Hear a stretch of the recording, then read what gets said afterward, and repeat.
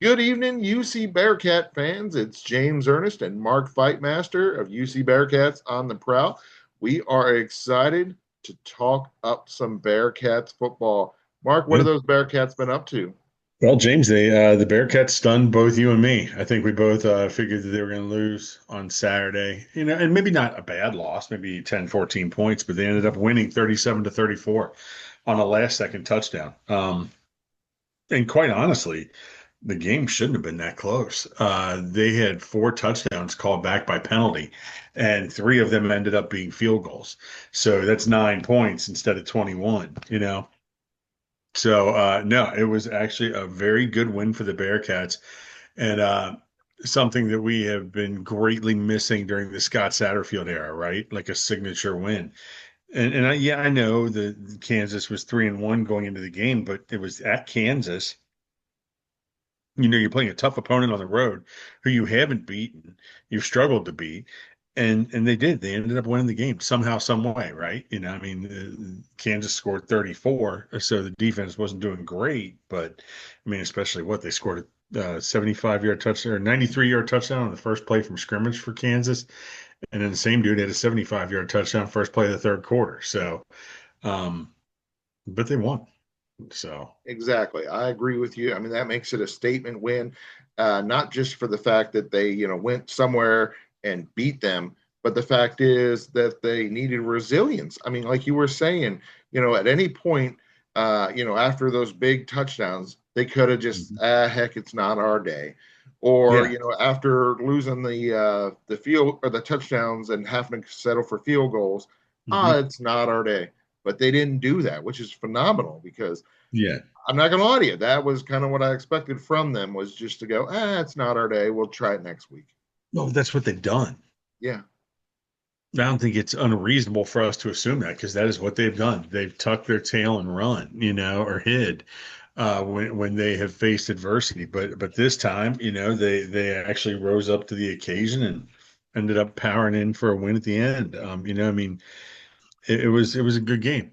It was a game like we haven't seen from a Scott Satterfield coach team, quite honestly.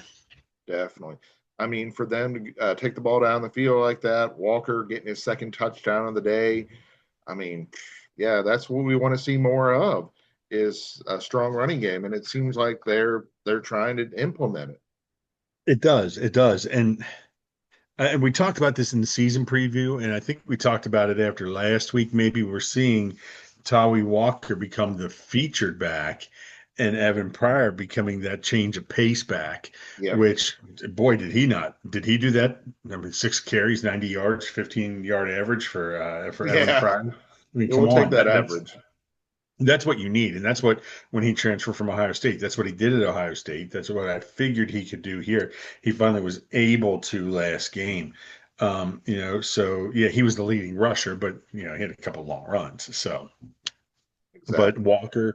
Walker played well, got his two touchdowns, and Brendan Sorsby actually ran the ball well too. So it was So working for all of them. three-headed monster. They all looked good. They were all Yeah. consistent and solid in their performance. I mean, that's what you want. You need that consistency, and you need a good performance from them. And Sorsby also in his passing. I mean, Oh yeah. 388 yards, two touchdown Mhm. passes. He was only sacked once, which is why our offensive line was the offensive line of the week for the Big 12. Second time this Yep. year. Oh, nice. So yeah.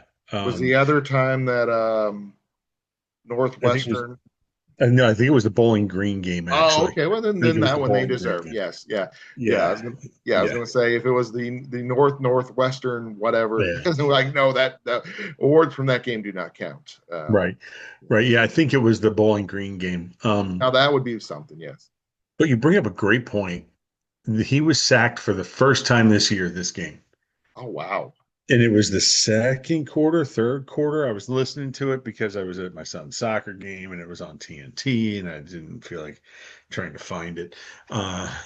So I was listening and Dan Horde made that comment. I just can't remember if it was in the second or third quarter, but that's his first time he was sacked. This offensive line is holding up their end of the Wow. bargain.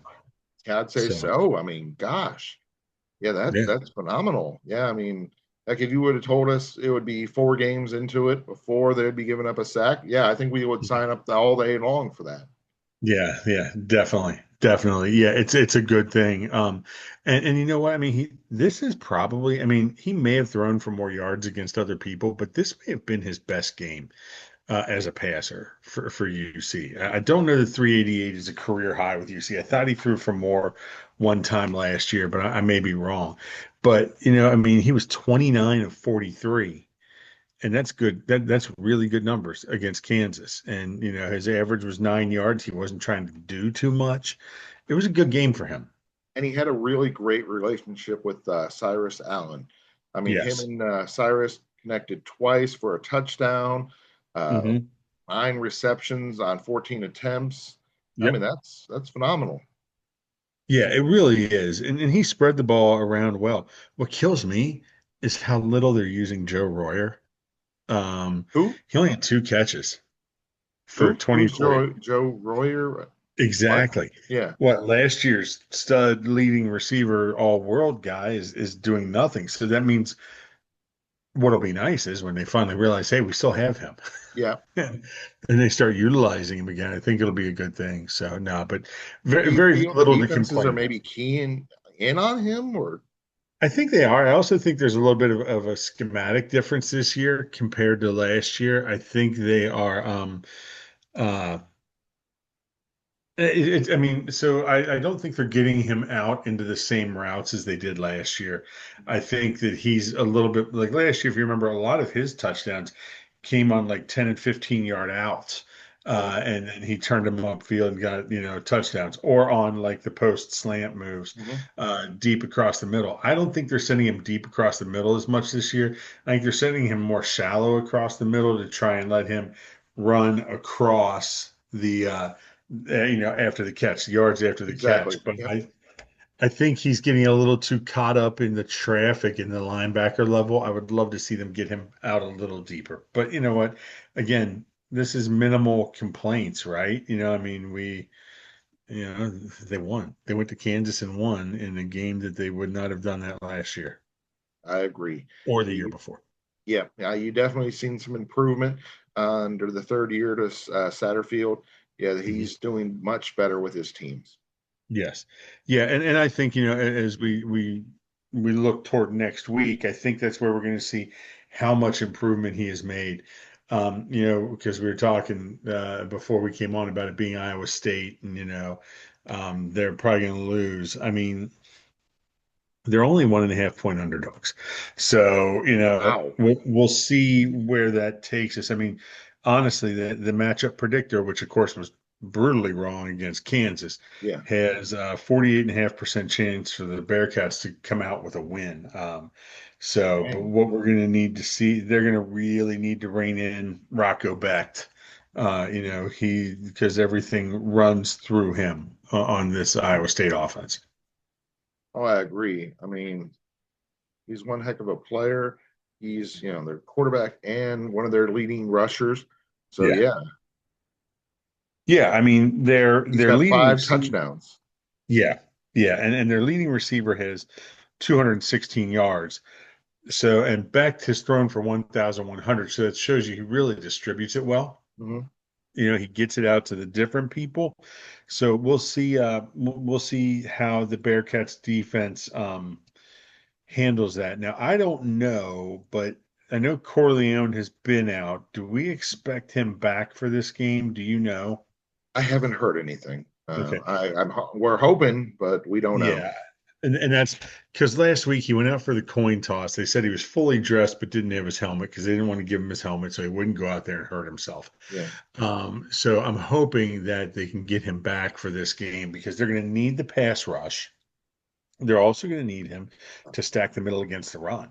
They're really going to need because if you can make Iowa State one dimensional, I think that's the way you're going to win this by making I almost said Sorsby Beck throw the ball. And he's a great quarterback, but if he has to step back and throw the ball, 2 out of every 4 plays, or 2 out of every 3 plays, that gives you you can tee off on him a little bit. exactly. So. Yeah, because you're right. I mean, their running offense has been phenomenal. 12 rushing touchdowns. Of course, he has five of them. But Mhm. then amongst the other players, he's got, several great options. Carson Hansen, Hmm. Abu Sama. I mean, both of Hmm. them are, 300 yards rushing and a Yeah. couple touchdowns each. So, I mean, yeah, that's definitely a Yeah. formidable backfield. Yeah, it is. It is. So, I mean, again, I hate saying that this is a game that they're going to lose, right? Because we're Bearcat fans, but this is a game that Satterfield's teams have lost in the past. Now, let's see if, like last week, if they've really truly turned a corner It's kind to of like pull what one I out. I heard on 1530 the other day. They were talking about Satterfield, and they're like, I hope I'm proven wrong. This is Hmm. what I expect from him. This is what I've seen from him. I hope he proves me wrong. I hope he shows that he can do more than we think he can. Yeah, absolutely. I hope so. I agree with you 100%. Same thing. It's got to be things need to change. So, Definitely. Yeah, and then like we said, fortunately they have been able to avoid the sack bug. They've only had that happen once to them this year, because that's one of the things that concern me more so than Iowa State's offense is their defense. They mhm. have, yeah, I mean, they have some players that are Yeah. phenomenal. I mean, their stat sheets are all lit up, not just one player or two player that are, dominant on there. They're Hmm. everybody seems to be contributing a little bit from them for them. Yeah, they're sound. I mean, they are a very sound defense. I mean, their sack leader has two sacks. Okay, Yeah, but they are, they make it very difficult. I'm sorry, my dogs are getting a little anxious over here.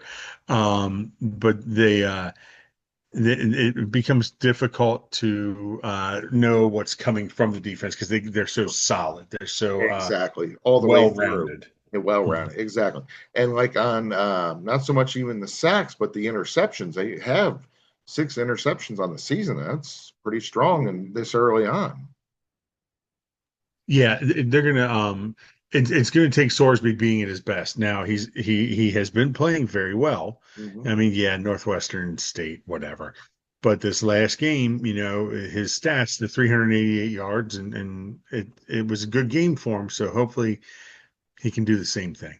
He just needs to build on it, like you said, shoot and just show what he can do. Now, I mean, not by build on it, I don't mean he has to get better than that, but just continue consistency. Yeah, yeah, he's laid the foundation in the first. I mean, even the Nebraska game, I'm willing to even almost throw that one out. But if you throw the Nebraska game out, you got to throw the Northwestern State game out. Yeah. So, the combination of that Bowling Green game and the last game against Kansas, I think if that's the foundation, he has a very good opportunity to build upon it. Mhm. So I think, it's going to be a tough test for him. Definitely. I'm just disappointed that both of the next two games, I mean, I'm happy they're at home. Don't get me wrong. That's great. Right. But the fact that they're both at noon, it just seems a little early for a game. And of course, that'll be 3 weeks in a row because even the Kansas was at noon. So, I mean, Yeah. it's just they seem to love that time slot for UC. Yeah, I mean, they do, and I mean, it's nice. This week's game is on ESPN2. Mhm. The next one against Central Florida is on Fox Sports One. So, it's getting them some good exposure on the channels. So, yeah, I Definitely. like it. I mean, it does kind of suck. It's at noon. I Oh, mean, yeah. Ohio State fans complained about being on the big noon games all last year because that's supposed to be the big spot, but you lose out on the nighttime atmosphere. You lose out on the Exactly. ability to tailgate all day, and turn it into a party. So, but you make the most of what you can. No worries. Any final thoughts before we should say goodbye to them? James, I think this is going to be a tight game. I think they're going to lose. Unfortunately, just I'm going more by history Yeah, than what I'm saying, like the history that has built, not just this last game. So, but I think it'll be a close one, maybe 28 to 21, 28 to 24, somewhere in that range. So, but we'll exactly. see. Yeah. Both of the defenses being strong in the game. Yep. The offense is doing some, but nothing world beater. And then, like you said, it's going to be close. It's going to be competitive. I agree with you. Yeah. But hey, go Cats, right?